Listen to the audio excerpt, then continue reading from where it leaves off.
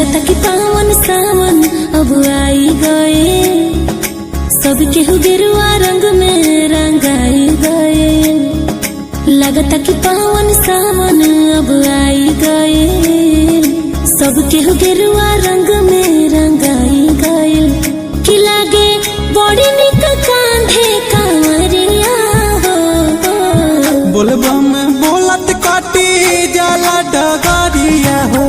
रिम झिम बरसे जब सावन बदरिया, जलवा चढ़ाई जाके भोले दुआरिया हो। रिम झिम बरसे जब सावन बदरिया।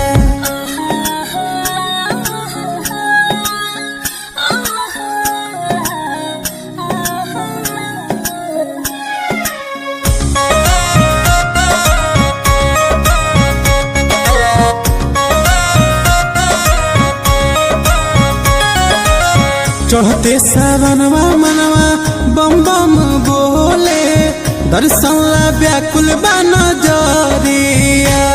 ई पूरा जगत जमाना बा भोले के दीवाना, भीड़ भइल बाटे भारी, लागल बयाना जाना। देखा सज गइल देवघर नगरिया हो, भोले कठिन बाटे सुनो डगरिया हो।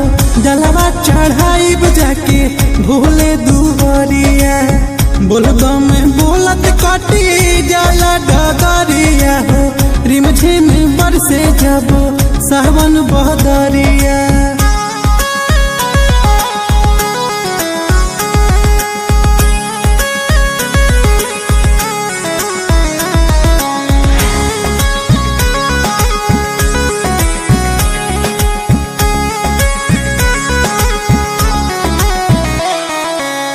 केहू पिए भांग केहू पियता गांजा, सभे रमाइल बाटे नशाने।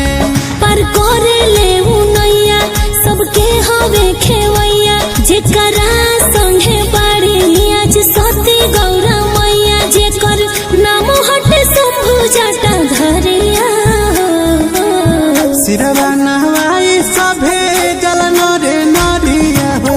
रिम झिम बरसे जब सावन बदरिया, जलवा चढ़ाई जाके भोले दुआरिया हो। रिम झिम बरसे जब सावन बदरिया।